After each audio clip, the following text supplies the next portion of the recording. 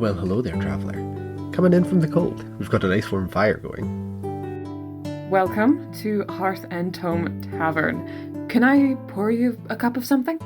We've also got some wonderful books here if you're interested. After all, there's nothing better than curling up by the fire with a hot drink and a good book. It's true. We have been reading some great books lately. So why don't we have a seat and let us tell you all about them?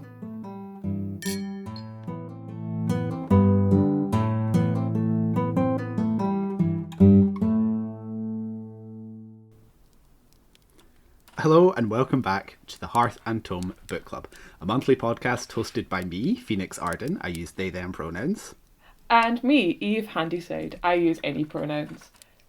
Welcome back to the tavern. This month we are discussing Cursed Cocktails by S L Rowland. Woohoo! Let's get in there.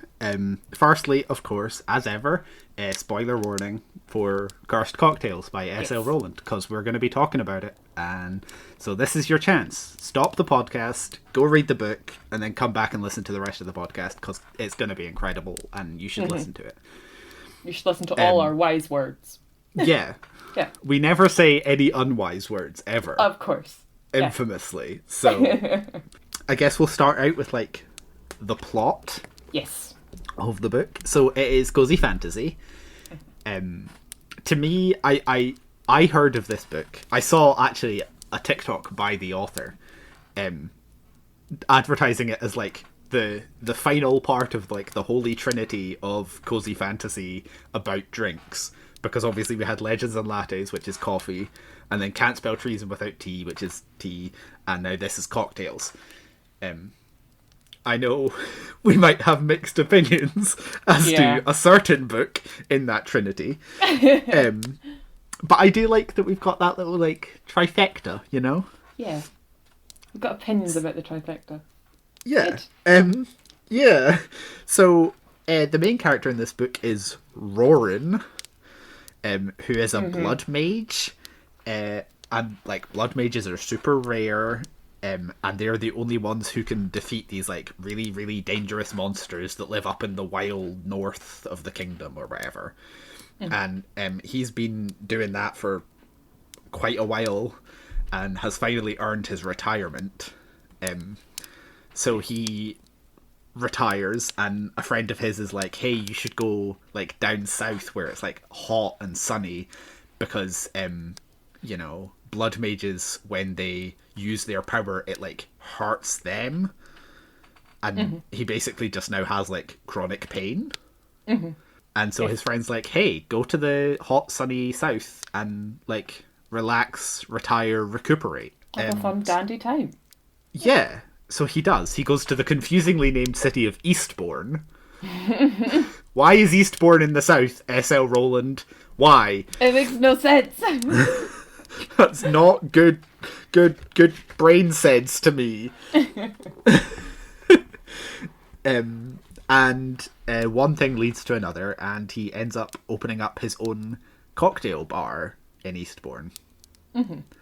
With, I can't remember his name. Callum! Spelled with a K to make it fantasy.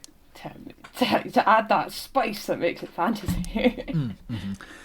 Yeah, Callum is a really experienced bartender who joins Roran in this, like, venture of opening a cocktail bar, because Roran's dad really liked cocktails and had, like, travelled the world experimenting with different cocktails and, like, trying out different things, and had left Roran a journal of all of his, like, cocktail notes and recipes. And so this was, like, Roran's dream to, like, do what his dad had always wanted to do and, like, open his own cocktail bar. Yeah. Which is cute. It was so sweet. I loved that. Yeah, and romance ensues between Callum and Roran, as we should. Yes, it does. They were quite sweet. I know we'll get to this, but it is, like, it's a slow burn romance. Like, it's there, but it's not until, like, right near the end of the book that, like, they actually... And I like that, because I think that's... Yeah, same. That's really just good. And it was good. It was a good build-up to that. It was. I love yes. that. Yes. Just before we get into the ratings, I do have an issue to raise with S L Rowland. Yes. Because there's a map in this book, which is fantastic, okay? We all know that I like a good map, okay? Yes. Maps in Who fantasy doesn't? books, love them. Truly perfect. But this map is poorly formatted because it's spread across 2 pages. And the city of Eastbourne, where the majority of the book is set, falls right on the crack between the 2 pages, to the point where half of the name of Eastbourne is on one page and the other half is on the other page. Now, if you're going to give me a map, please, for the love of God, put the main city somewhere easily visible. It took me 5 minutes to find it on this map because it was like on the split. That's you know, I had no idea there was unfortunate. that problem until you showed me it. Yeah, because you read it on Yeah. on ebook, right? Ebook again. Yeah. So like, Didn't notice. I appreciate the map, Yeah. but come on, come on. Also, bold font, please. I can't read. Bolder font. Yeah, But yeah, I love the map. It's so beautiful. it is. It's very pretty. It could just very, like, very pretty. if we could have just moved Little bit of Eastbourne work. just like a little bit, that would have been great. Yeah. Fantastic. Because it's unfortunately positioned right on the page crack. I don't think that's the technical term, but that's what it's called now. Yeah. Before we go into the book, we are using the Copile system. Woo! By Book Roast. Yeah! I always get it wrong. You got it right this time. Yes, great success. I always get it wrong. So Copile goes through many different categories. We rate each category, then divide it by 7 and to get our final rating at the end. So we go through characters, atmosphere and setting, writing style, plot, intrigue, logic and enjoyment, and that's how we come up with our final rating. Yeah, they all get a score out of 10, and then that gets added together and divided by 7, and that gives us our total, which we like to start with to give ourselves like a sense. Good base. So to see what we. I want you to start with your rating. My average for this book was a 9.4 out of 10. Oh no. That's like really high. I love that. Well done.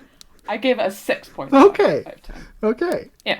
So like not drastically different. A little bit different. Yeah, I think I will. This is my highest so far. Really? Yeah. Oh wow. I think it's my highest so far as well, but like anyway, I didn't realise that 6.5 was the highest you've given anything overall, but I guess we just keep reading books you don't like very much. Damn. I think partially I think because our last book was Crier's War. We apologise. I don't. We apologise for having to put anyone through that book.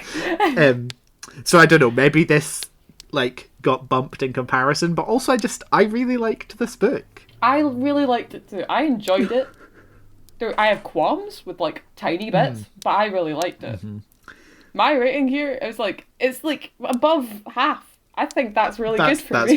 That's true. I think we have at this point established that like when I think a thing is good, it gets like much higher scores than when Eve thinks it's good. Yeah. But that's fine, you know. That's fine. Yeah. So let's okay. jump right in with characters. Woo. Eve, what did you score characters as? 6. 6. Cool. 6. I gave it a 9. Okay. I really liked the characters. Don't get me wrong. I hated their names. Yeah, I can understand that. Yep. Human names, not human names, but general names that have been like amped to like change a letter to make it sound fantastical annoy me sometimes. Like Callum. Yep. I have known many a Callum who I've not liked. So I would really love to know what's going on with so Roran's friend who like tells him to go down south. His name is Charence. Like oh, I hated that. Charence. Like, and I'm like, is this just like Clarence but fantasy? Like, Right? Yeah, I will. I hated it. I agree. The namings were not great. It brought me out of the story a little bit every time I had to read Clarence said. I was like, oh no. Because it just made me giggle, but because like it was funny, but not in a haha sort of way. If you know what I mean. I do. But I love the characters. The characters are really fun. I love the representation. I think the romance was done really well. I hate when it's insta love, but this was a slow burn and it didn't happen till like the literal last chapter, and I love that. Yeah. So, personal collections, really liked. I have a slight bit of beef with the chronic pain representation. In the sense, I have a lot of chronic pain. I deal with that. But it's the thing of, he only ever feels the chronic pain when he uses magic, right? Because when he activates his magic, he can feel as if his blood is boiling. And he never talks about it going through his day-to-day life or waking up in the morning, going to bed at night, any of that. I think that could have been greatly improved upon, and that was why I scored it so low, because there was like general aches and pains you could comment on throughout the day, because he was said to have like retired because of his chronic pain. Yeah. But he is described like on the blurb as having chronic pain. And I've seen people say like, "Oh, chronic pain rep," and I mean, I do occasionally have pain. And I probably have things that could be described as chronic pain. But I don't... You are chronic pain. Thank you. But I was a bit like, I don't know that I don't feel qualified to speak on how accurate the representation was, but I did think it was a bit weird that it's like, oh, he's got chronic pain, but it's very rarely mentioned, and only ever in the context of his magic. Yeah. When he's like when he's doing something heroic as well, it's always like very mentioned upon. Like, I am trying to find these 2 children. I must use my magic. Yeah. Ow. Yeah. Ow. But yeah, I would have liked to like see more. I did like the thing of like he was really dizzy from the chronic pain after using his magic, or like there was repercussions like the day after he felt groggy. But I do feel it could have been improved, like greatly. It annoyed me at some stages. I was like, where is this man's chronic pain at? Yeah, no, I can absolutely agree on that one. Yeah, I think the characters on the whole were good. They were fun. My biggest gripe, and this is a gripe I have with the whole book, but it's coming up in relation to characters right off the bat, is there's not a way to put this that sounds nice. I feel like in a lot of ways, this book is almost 1-to-1 just Legends and Lattes, but with cocktails. I feel you entirely. There are characters in this book who feel like they are just totally taken from the pages of Legends and Lattes. And to be fair, the author does say in the acknowledgements that he was reading Legends and Lattes when the idea for this book came to him. So it's very clear that it's inspired by. But I feel like there's a difference between inspiration and I'm just going to take these characters and change a couple of qualities of them and then make it effectively the same. Right? Like, yes. Rorin is a retired adventurer who's always wanted to do this and is now retiring and doing his cocktail bar. In Legends and Lattes, Viv is a retired adventurer who's always wanted to open a coffee shop, or at least has for, the past few years, and she's finally retired and is opening her coffee shop. Callum is like the local guy who knows a lot about like the history of the city that the retired adventurers moved to, and who helps out with the business venture and then falls in love with Rorin. In Legends and Lattes, that's Tandri. Like, it's just too similar. And I tried not to like massively mark down this book because of that, because I can understand that, and I don't think it makes the book bad. I just think it's a shame to call it inspiration, because I don't feel like enough was changed. I feel like it was just like, I'm just going to change like some genders and some names and some like bits of information, like he's not a barbarian, he's a blood mage. Yeah. Um, Yeah. it felt a bit too one-to-one. Like, there's even, like, in Legends and Lattes and in this, there's, like, the old lady who lives across the street from the shop who complains about the noise but then comes around on them and ends up liking them in the end. There's the guy pulling the cart who's a lot like Cal from Legends and Lattes, and I was just like, did this need to be so similar? It was a gripe as well. Yeah. So that's my biggest gripe. Tropes. Yeah. On that, they did include like a few characters I did like, but I think could have been improved on. Like the two young kids who Dad went off to see. Yes. That should have been explored more, in my opinion. Because absolutely. he just leaves his kids unattended, not with not enough food or stuff to get by. Feels a bit weird. It does, but then it also feels like something that would happen, right? Like, he has to go to work. He has to work to get money to be able to provide for his family. And he knows that it's not ideal, but he feels... Yeah. Like, he can't take them. He feels bad for him. But I agree that definitely more could have been done there. Yeah.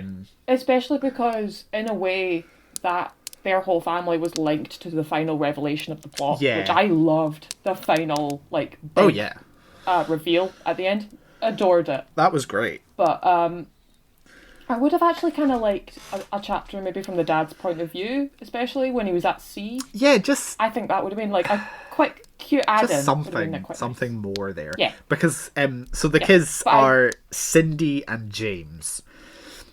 Yes. And James is, like, the older brother and, you know, is, like, trying to look after his younger sister and all this. And he does get a job at the cocktail bar as, like, the busboy, you know, like, cleaning tables and everything. Yeah. Which is good. I like that. I like that there's a few times where there's, like, something going on in the city and... Roran and Callum are like, oh, is James going to be able to get here? You know, and they are clearly very good bosses to him. But I agree They're quite parental, and I love that. Yeah, I just would have liked a bit more. There, yeah, more for sure. I did really like them as characters. Don't get me wrong. I love the kids, and I never usually like kids in stories. I thought they were interesting. Yes, although they were definitely done semi-well. They don't quite get the award for best character because that has to go to Jinx the cat.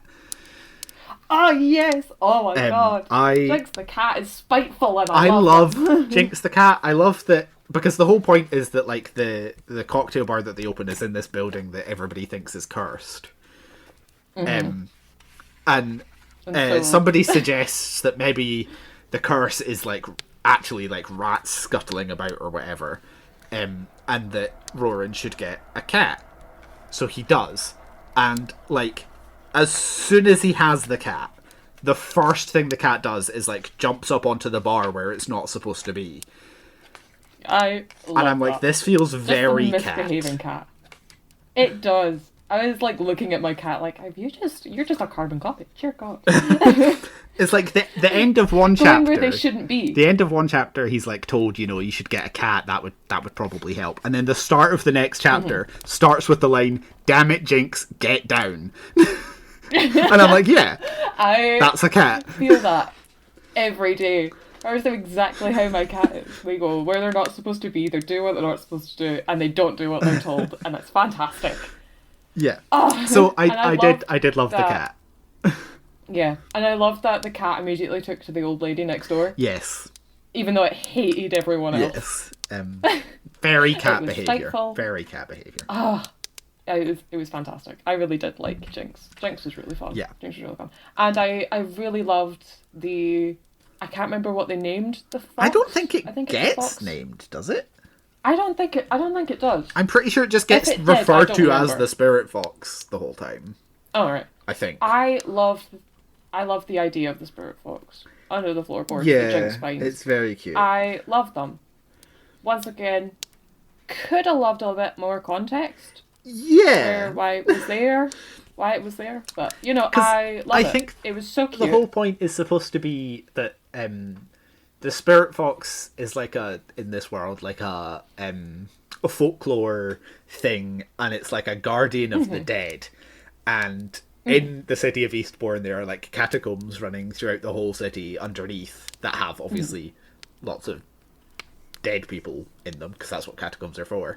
And there is an entrance into the catacombs under the floor, or like under the stairs or something, of what turns into what becomes the cocktail bar. And so it's revealed that the curse is actually this spirit fox that's been getting into the shop and like mucking about. Yeah.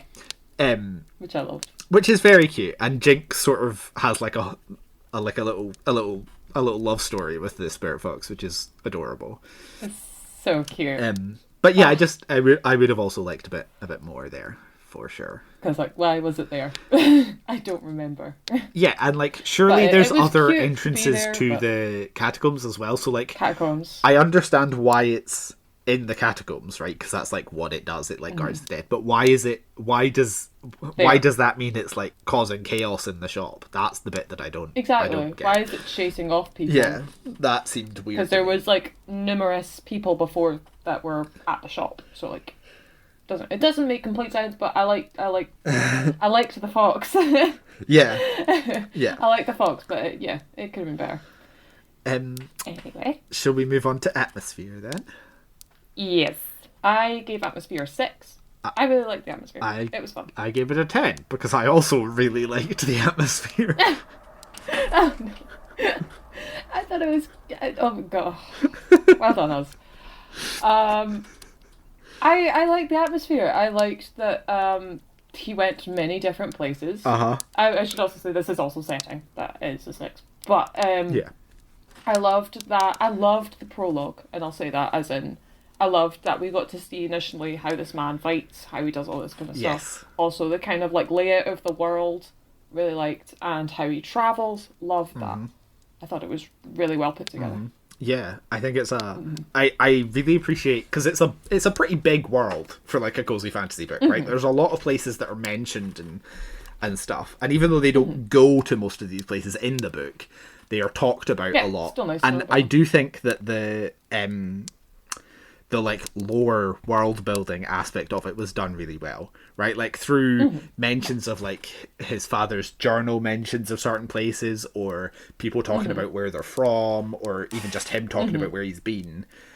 I do feel like places that aren't actually in the book, that are just mentioned in the book, still feel really well fleshed out. Yeah, still talked about, still really fleshed out. Like, I feel I could go there and have a general understanding just by kind of like the journal entries that his father wrote. I really loved the journal entry style. Yeah, I think that was a really cool thing. Yeah, it was so cute. I don't think I have much to say about the setting. I really liked the cocktail bar. I think that was really fun to do. I don't know if this comes under anything else, but I'll just probably say it here. I loved that there was bard songs. Yeah, I loved that bard songs. That was very cool. Because I came up with my own tunes in my head and was just trying to like figure out how things would be sang. Yeah, I thought that was so fun. I loved that. I wish there was more. Even though they sometimes took over like a whole page, I was like, I want more songs. Can this just be actual songs? No, I love them. Especially because some of them were about which was really fun. Like there's one point where he's in the tavern where he first meets Callum, where Callum is working as a bartender before he leaves to help him open the cocktail bar. And when he first gets there, there's this group of adventurers also in the tavern, and they obviously nobody. For most of the book, nobody knows who Roran is. They don't know that he's a blood mage. Yeah. They definitely don't know that he's this particularly famous blood mage called Bloodbane. So they don't know that that's who this is. And this group of adventurers like talks about Bloodbane, and they get the like a bard in the tavern to sing a song about Bloodbane, and Roran's just sort of sitting there awkwardly like like damn, this song's about me. They're trying not to like show everyone as well. I love the pressure he was under. And it added so much to the world. Yeah, I do think that the folkloric world building in this is really well done. I think like that's really good. It feels like a world that I would love to like play a video game in or something, because 100%. it's not just like here's this one place and here's this other place and they're just mentioned, but there's no, it doesn't like it feels like there is a whole world happening outside of the events of this book, and that's good. Things happen simultaneously to one another, and I love that. It was really I also I don't really know why the author felt the need to do this, but there are alcohols in this book that are like renamed to like fantasy versions of their normal names, and I don't really get why. It doesn't really need to happen, but it is kind of fun. It was like vodka or something was meant to be vodka. Let's see. So there's gin that's spelled Jin. There's Watka, Watka, which is obviously vodka. Whiskey, which is Wuiskey. So, you know. Rum, which just has a H after the R now. And then Mezcalium, which is obviously mezcal. And I'm just like... So funny. Just why? Like, I don't think it was bad. I don't think it was good. I don't understand. I think it was needed. I don't understand why that was a thing that they made. Because ale is still called ale, right? Like, there are still terms that are fantasy used add-ins. in real world. So I just don't understand why some things needed to be, like, renamed to be fantasied. Especially because there was, like, fantasy add-ins as well. There were, like, blood of this thing, bane of something. Yeah. And it was like, we didn't need vodka. Speaking of which, this is like sort of tangentially related. I do really like that the author. So the author worked with somebody who actually like makes and knows cocktails for a living, to like make sure that the cocktails in this book could exist and, you know, made sense. And if you go onto the author's website and like join their newsletter mailing list, they'll send you a free ebook, which is a recipe book to make the cocktails that are mentioned in this book, which I think is really cool. So fun. It's so fun. And each of the recipes has the like in-universe ingredient names and then what you actually use, which is really fun. I think it's an adorable little like fact of, you know. And it would be like great to like drink some of the cocktails throughout the reading of this book. Yeah, because you can totally do that. I think there's like 8 cocktails that are actually like specifically named and made at various points in the book. Yeah. And those 8 cocktails are the 8 cocktails that are in this free recipe book. So you could like, when you get to the point where they're drinking that cocktail, you could make that cocktail and drink it, you know, which is fun. 100%. It's so fun.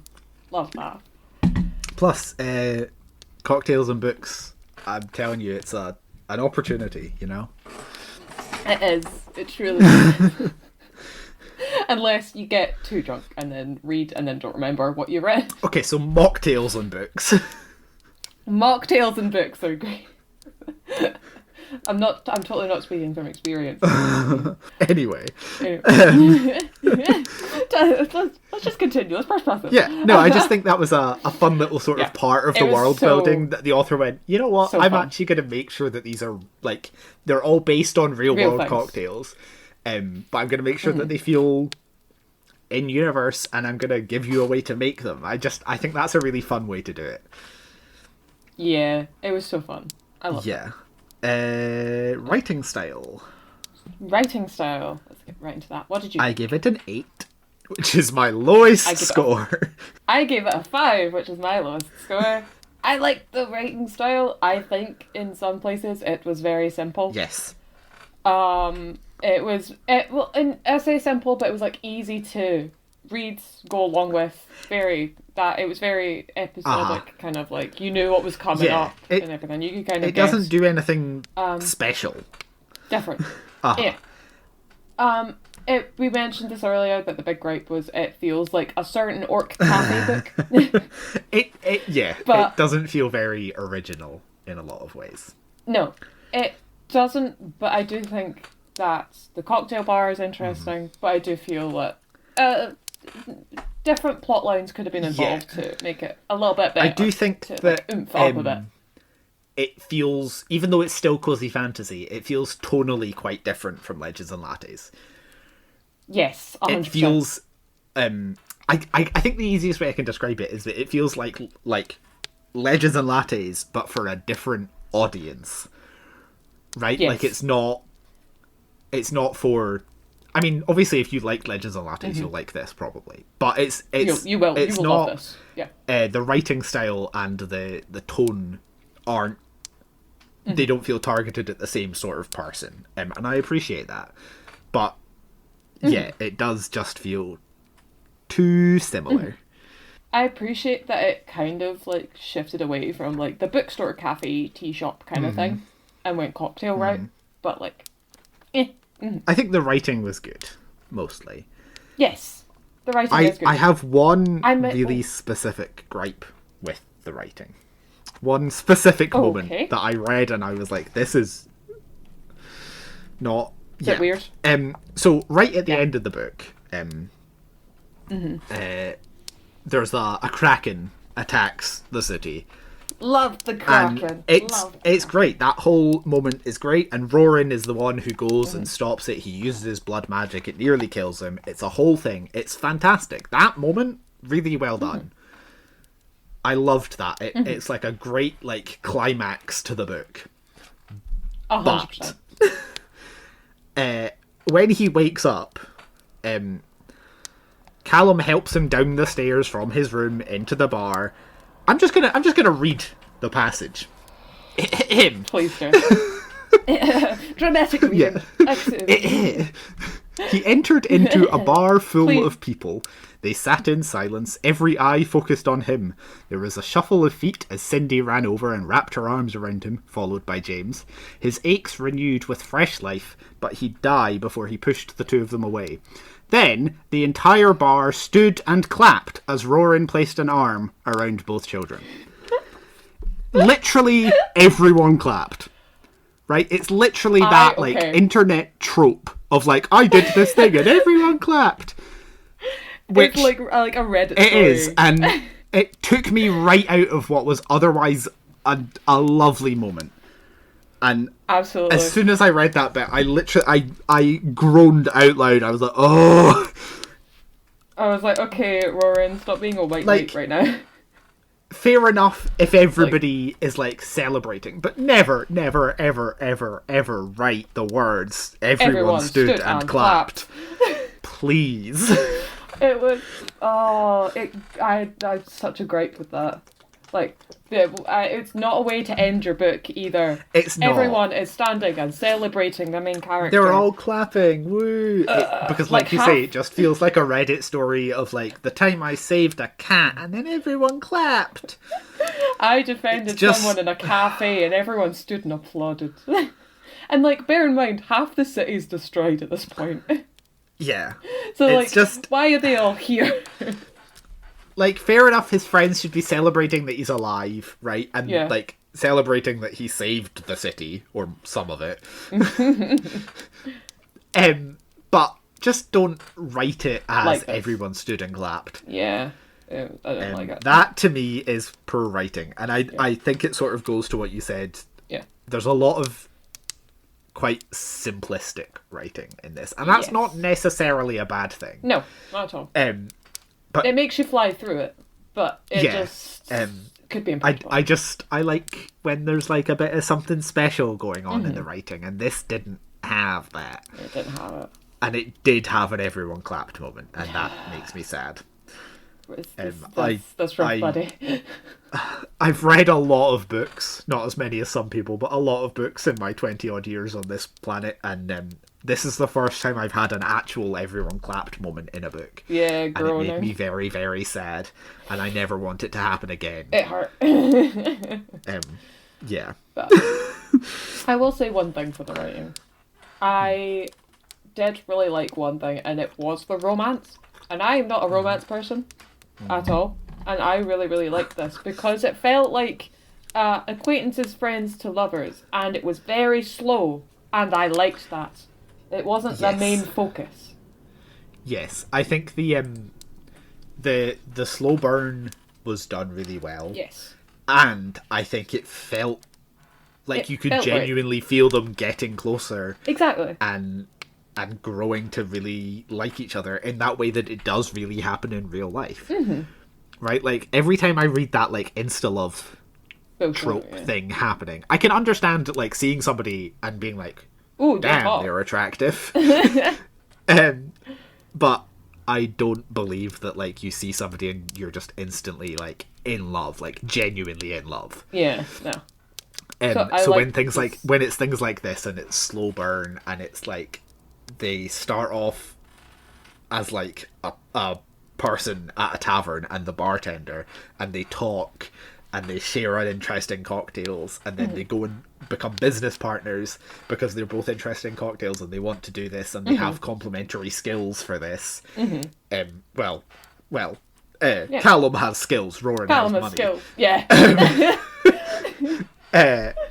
And then it feels like their relationship develops through the course of the book. Yeah, really, really well. Because you have that kind of like mutual understanding between them, and it kind of grows. And I really, really like that, especially since they're working so closely, become friends before anything romantic happens. I just like that. I really, really did like that. And I like that even though nothing actually romantic happens until right before that, like literally, as Roran is running off to go and kill the Kraken. Well, actually, he doesn't run off with the intention of fighting the Kraken. He runs off with the intention of finding James and Cindy because they live in the area of the city that the Kraken is attacking. But right before he leaves, he like grabs Callum and kisses him, and then runs off. And that is the first time that anything like actually romantic happens. Yeah, I love that. Even in the run up to that, there's a lot of little moments where they're like making cocktails together, and it being all feels wholesome, romantic. Yeah, it was very, even though it's not like explicitly romantic. It feels that way. They had a cozy relationship. Boom. They do. They do. Yes, it was very cute. Let's probably just move on to plot then. Since we're pretty much talking about their relationship and the main climax of the story. I really liked the plot. Yep. I thought it was really fun. Yep. I gave it a 9. Oh, I forgot to give my rating. Goddamn. Sorry. 7. I give it a 7. It was a damn good plot. I enjoyed myself. Yeah, it was. It was interesting. It was a good amount of plot for a cozy fantasy, right? Yeah. Like, because a cozy fantasy, obviously, you're not going to have as much plot as like a normal fantasy book. Yeah. But you still want some. Cough, cough. Certain other books that we've read. Oh. And I feel like this has a really good amount of plot and a really good plot. Like, it's done very well. There's like things that happen and are resolved. Characters go on a journey, people develop, the environment develops. I love that. All ties together very nicely. And again, to me, it lost a point just because it's just Legends and Lattes again. Yeah, same. I was just like, okay, Viv, where's my hot orc woman? Where is she? But like, like there was stuff obviously in this that was different from Legends and Lattes. Yes, much. Obviously there was, but it just the main plot, the main characters, like it just felt like it was just like it's like he's traced Legends and Lattes. You know, it's like he's got tracing paper and just gone over, and that's fine. But just like a bit more original stuff would have been nice. Yeah. The one thing that I really liked in the plot, besides like the whole vibe, was the like mystery of trying to solve what was like cursed about this shop. I love that and the mystery. reveal of the spirit fox and stuff. I think that was really well done. Yeah. Because mysteries can be in single novels and not over the course of 3. Looking at you, can't spell treason without tea. I love the mystery. It was in one book. It was done pretty well. It was a straightforward mystery with not like a huge stake to it, but I still thought it was really cute and fun.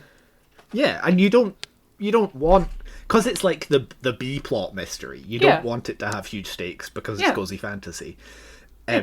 So I think it was really well done, and I like that the mystery starts and finishes, and like it's continuously present as well, right? Like it's not like it's mentioned in like fits and starts. Like it keeps, it's a continuous thing of like, oh, there were no weird noises in the shop anymore since I got the cat. Yeah. Maybe it's solved, but then hang on, I'm hearing the noises again.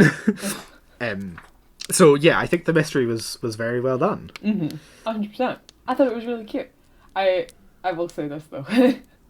When they found the fox, all I could hear was the Korok noise from Yeah, Legend but that's of because we've Zelda. both been playing Tears of the Kingdom, so... It's because I got slightly obsessed again with Tears of the Kingdom, but I thought that was quite funny too. I just started cackling. I do like the idea of like they open this little hatch under the stairs and it's just like, yeah, you found me. It was funny.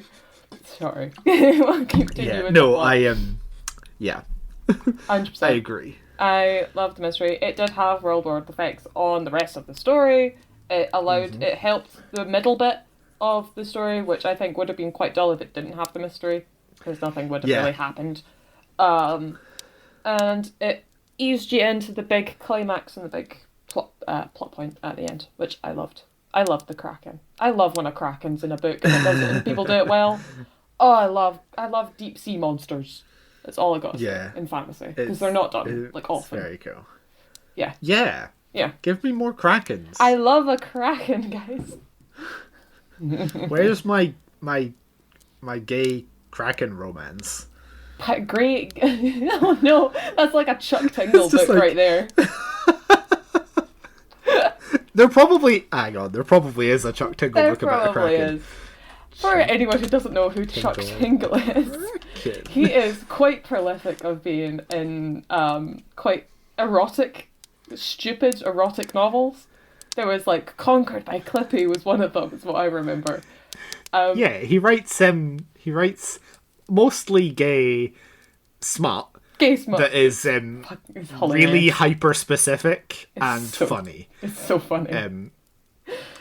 I don't think he has one that's specifically a Kraken, but he does have one that's obviously a play on whatever. What's that Jules Verne book? Is it 20,000 Leagues Under the Sea? Oh yeah.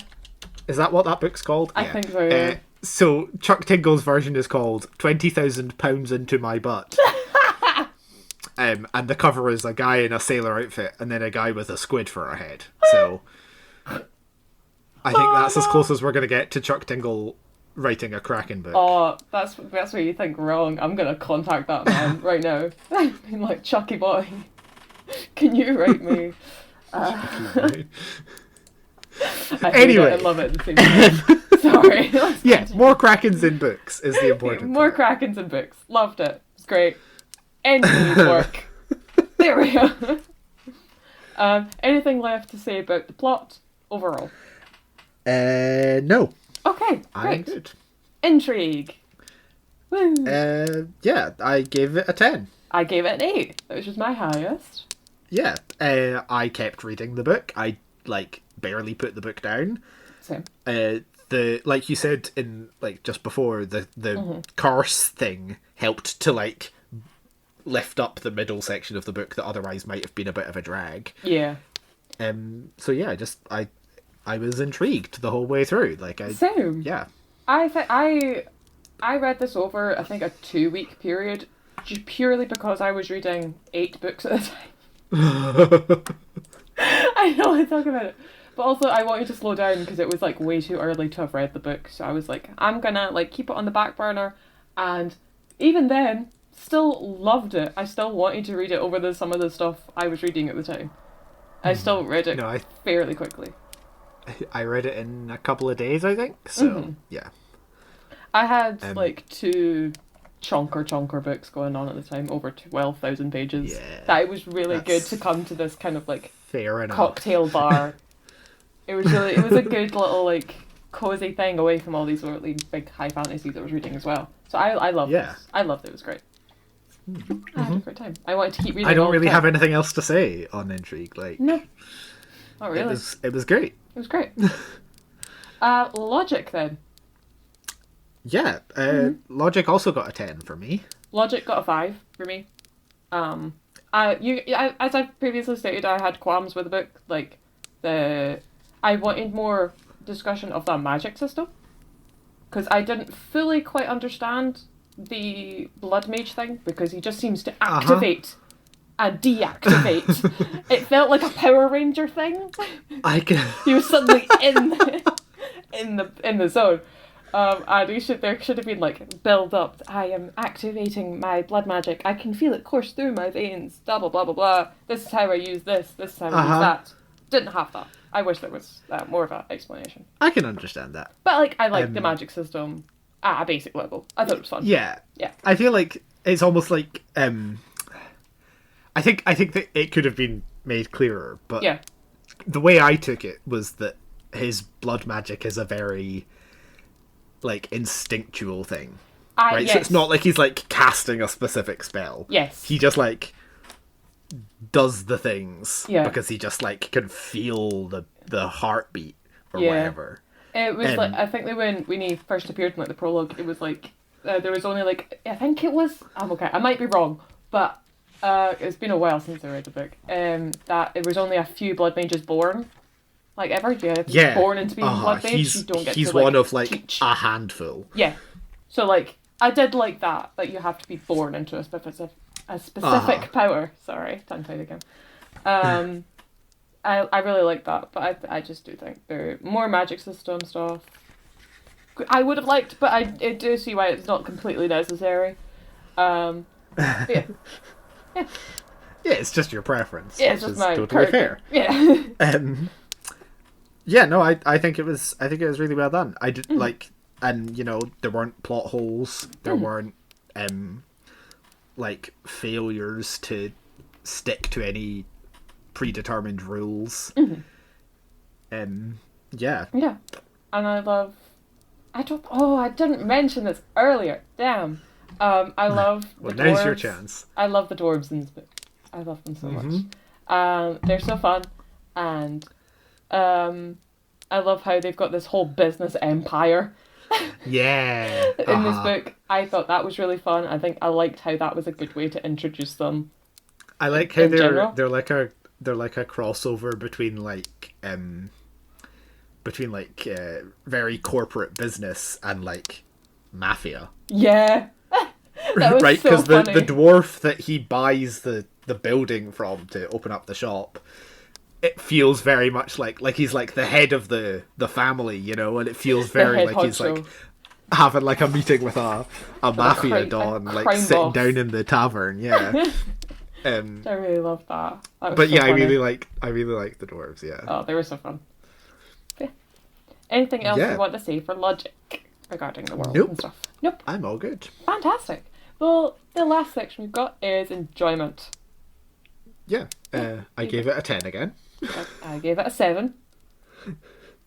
I liked the book. It was good. It was really yeah, good. I just think that like you and I have very different I liked the book, what does that translate into numerically sort of vibes, you know? Yeah. Like to me, if I really liked the book, that's like 10 out of 10. Yeah. And you use a very different system, which is fine because you gotta score it how it works for you. Yeah. But it's just quite I think my enjoyment did fall because of the certain qualms I had with the book, such as like the representation. That's fair enough, yeah. And stuff. But yeah, I still really I had a great time. I would happily read this book, and if he does a sequel, I will read it. Yeah, so long as there's no everybody claps moment. Yeah, please. I'd be okay with that. Please no more Wattpad fanfiction kind of like ending. Yeah. Please no. But yeah, it was really, really fun. Yeah, it was a very fun read. And you know, like it's just like Legends and Lattes with a different skin on it, but Legends and Lattes is a great book, so that's not a bad thing. Necessarily. I have no qualms. Like, I'm quite happy to read just another Legends and Lattes, because I've already read Legends and Lattes. I can't re-experience the first time of that, you know? Exactly. So this was a bit like re-experiencing the first time, except that It was cocktails instead of coffee. Exactly. And I don't drink coffee or alcohol, so it's the same vibe to me. I would say we would love a mocktail recipe list as well. Yeah, that would be great. That would be great. But yeah, so that I could open up my mocktail bar / bookshop. Exactly. Still in the grand plan of things, you know? Yeah, that's the goal. That's the dream, you know? Exactly. So, since we both really enjoyed this book, do you have anything else to say about enjoyment? Before no. No. Grand. Is there any good. books that you would recommend to people if they like this book? Yes. So yeah, we discussed just earlier because last time I said all of my recs and I think they were all the same as your recs. Yeah. So I scrounged around from so now fast. on, we're gonna alternate Yeah. one book at a time for recs to make it fairer. So, I mean, I'm gonna start with the obvious, Legends and Lattes. Damn, that's on my list. What a shock! If you haven't read Legends and Lattes by Travis Baldry, what the hell are you doing with your life? Exactly. Go and read it. It is lovely. Go read it right now. Excellent. And, Click off the podcast. Go read it. give it a couple of minutes because we're nearly done. Okay. 2 minutes. Then go read it. Hold on for a couple of minutes and then go and read it. Yeah. Yeah, it's this book but with coffee, and it's lesbians.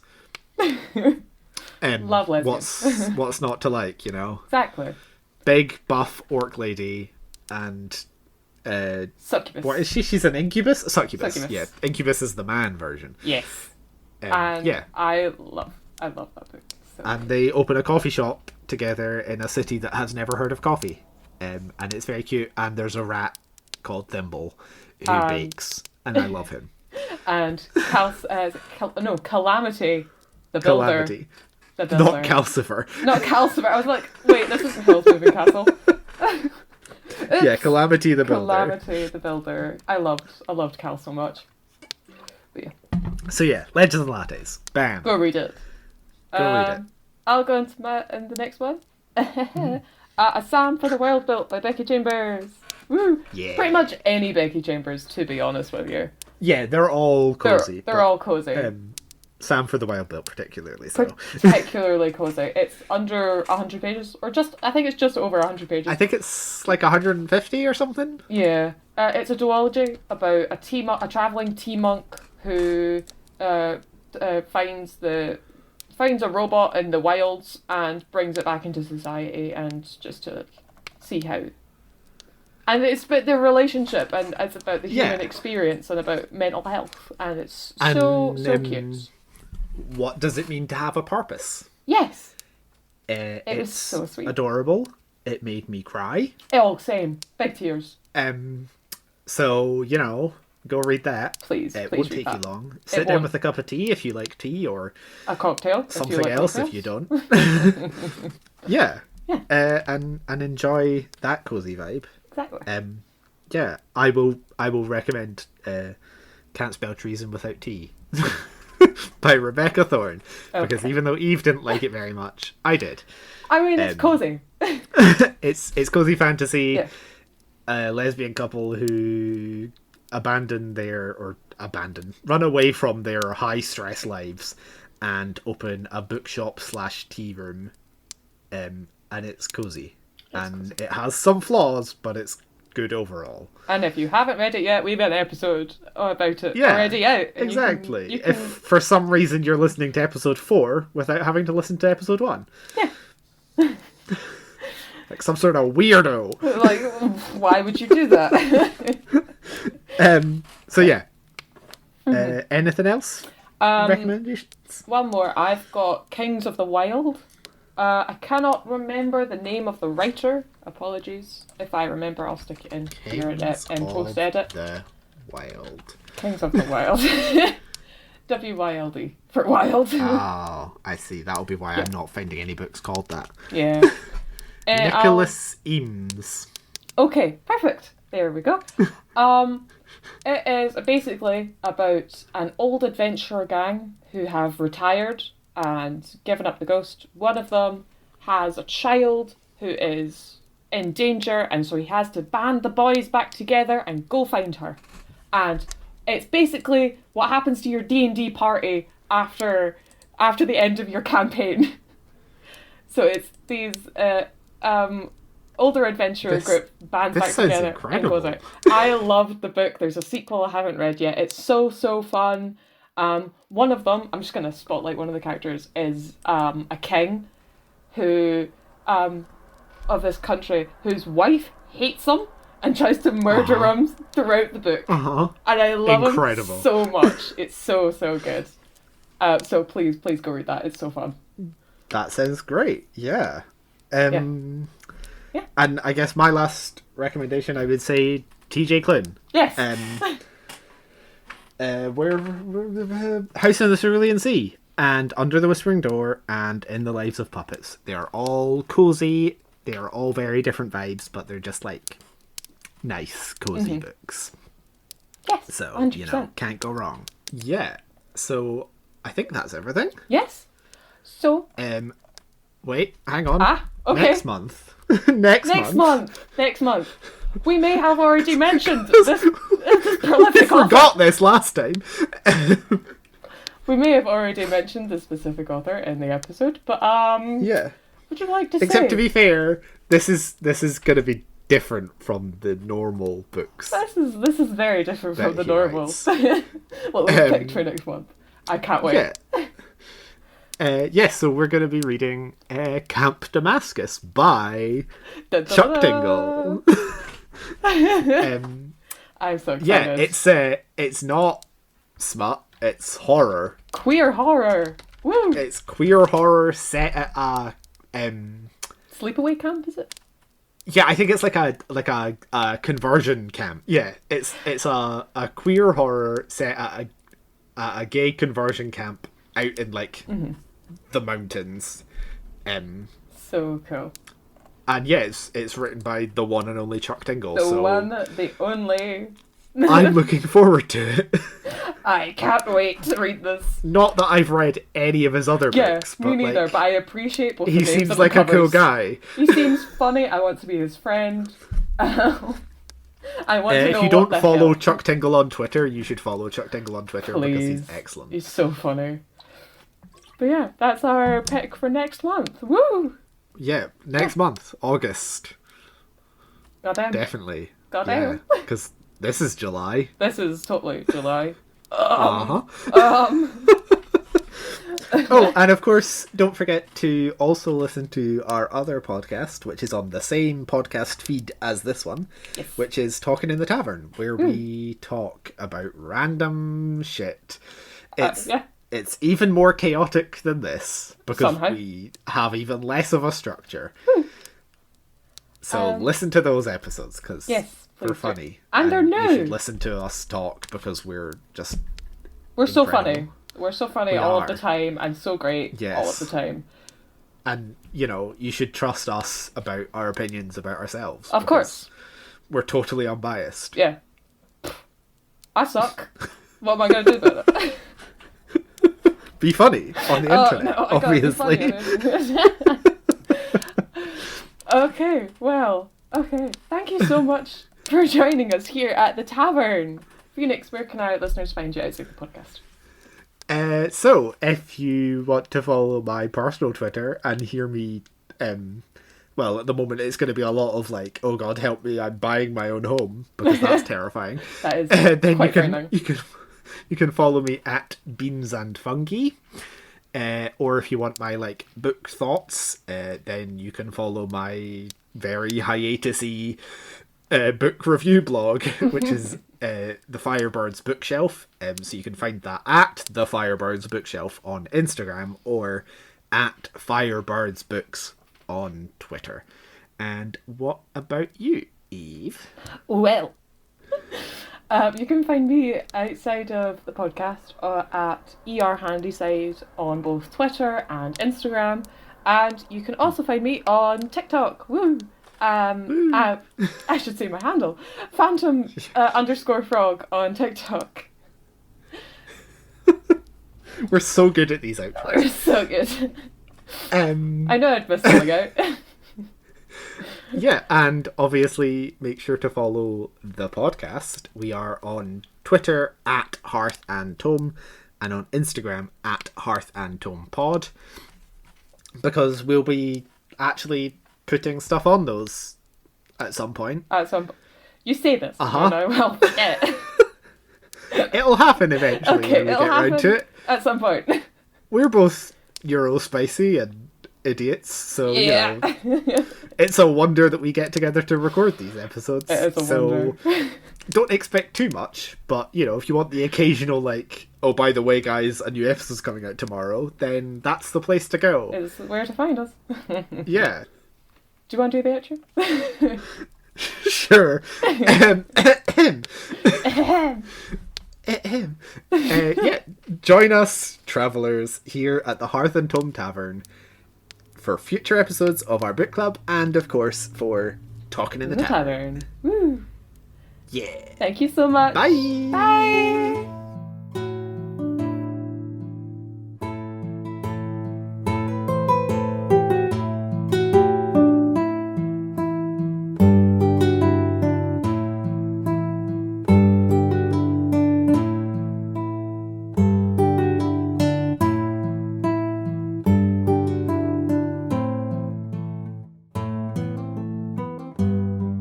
Music used within this episode was Midnight Tale by Kevin MacLeod through incompetech.com. Licensed under Creative Commons by Attribution 4.0 license.